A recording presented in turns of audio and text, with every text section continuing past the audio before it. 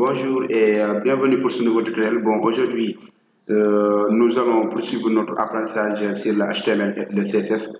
En effet, nous allons voir les formulaires. Bon, pour faire les formulaires en HTML, nous devons utiliser la balise form. Nous devons utiliser la balise form. Bon, entre la balise form, c'est là où vous devez trouver notre formulaire. Bon, les formulaires en HTML sont des vecteurs principaux sont des vecteurs principaux d'interaction entre un utilisateur et un site web ou une application. Bon, ils permettent à l'utilisateur d'envoyer des données au site web. La plupart du temps, ces données sont envoyées à des serveurs, mais la page peut aussi les intercepter. Un formulaire en HTML est composé d'un ou plusieurs budgets, c'est-à-dire des zones de texte, des boîtes à sélection, des boutons, des cases à cocher. Bon, premièrement, nous allons faire un petit démo avec input. Input type, on peut mettre type texte et name, nous allons mettre nom pour voir un petit démo. Et le résultat de notre premier input. Alors, bon, mais utiliser ici la balise label, on peut mettre nom, et nous allons voir le résultat.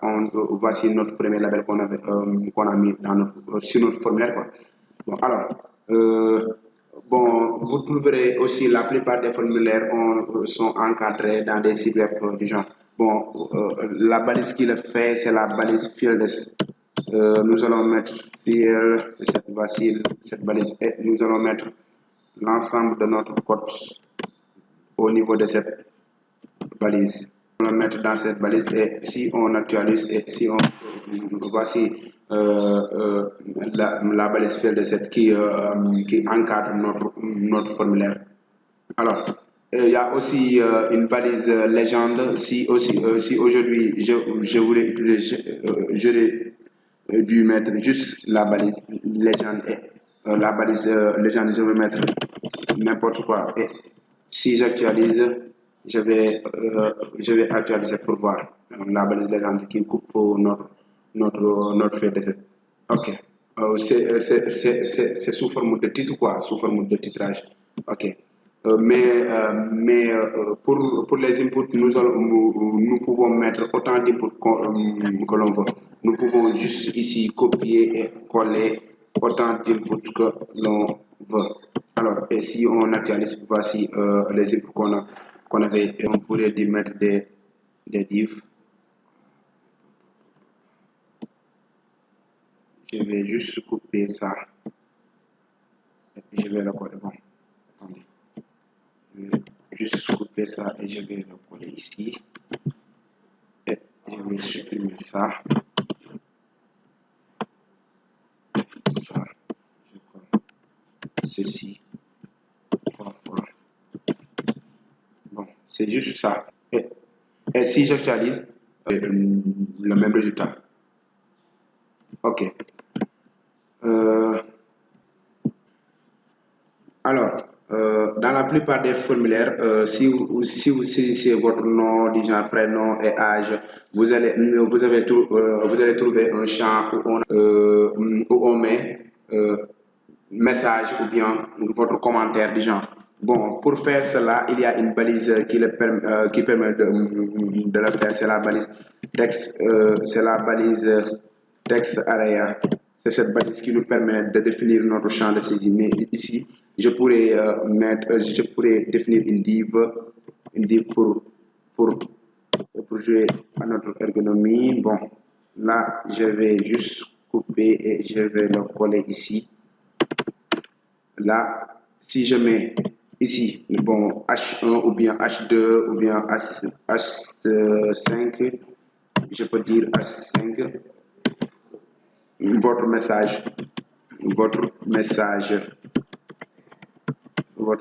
et si j'actualise, vous verrez cette champ.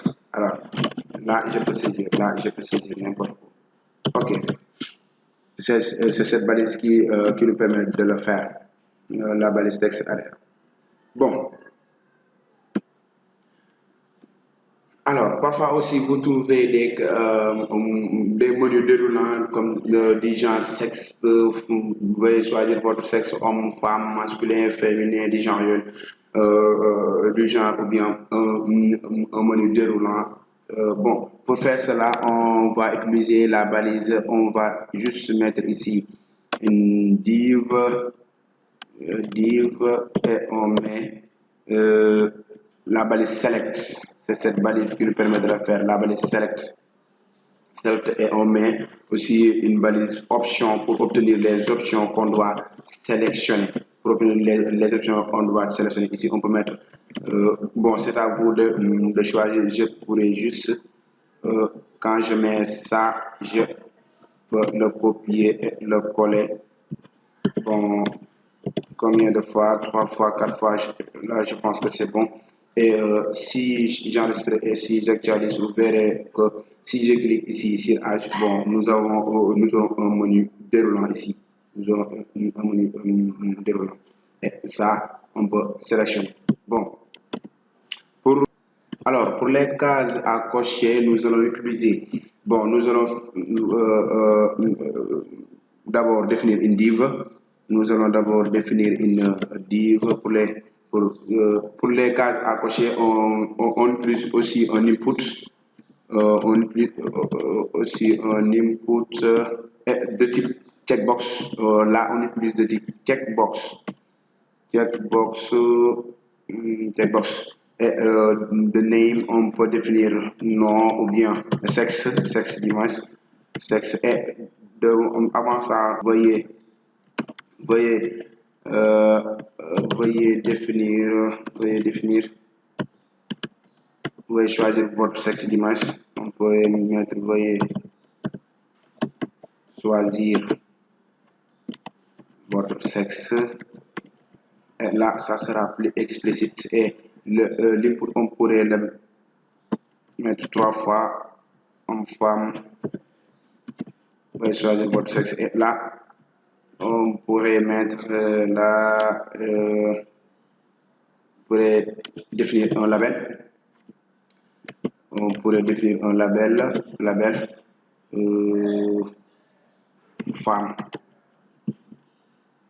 Là, on définit un label homme.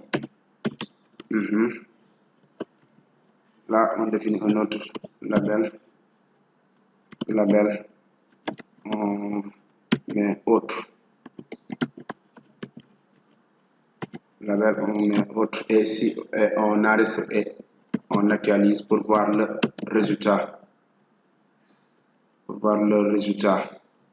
Ok, voici le résultat. Donc, dans ce cas, on peut cocher les cases. Si vous pouvez choisir votre sexe, on peut cocher homme. Si vous êtes homme, vous pouvez cocher homme, si femme ou autre. Alors, pour les boutons radio, ça sera le même. Ça sera le même. Ici, on pourrait juste copier et le coller ici. Et on va juste changer ici. On va juste changer le checkbox et on va mettre radio. Et on va mettre radio. Là, on pourrait juste changer, on va mettre radio. Et on a et on visualise pour voir. Voici le résultat. Alors, là aussi, on peut cocher. Mais dans ce cas, on peut cocher qu'une seule. Ok, on peut cocher qu'une seule case. Alors, d'où la différence entre le checkbox et les boutons radio. Ok, là c'est pour sélectionner plusieurs cases et là c'est pour une seule. Bon, lorsque vous saisissez vos informations dans un formulaire, vous aurez besoin d'envoyer ces informations dans le serveur. Alors, pour cela, nous devons définir ici un bouton envoyer pour envoyer l'ensemble des éléments qu'on a saisis sur notre formulaire. Et pour ce faire, nous allons utiliser la balise bouton.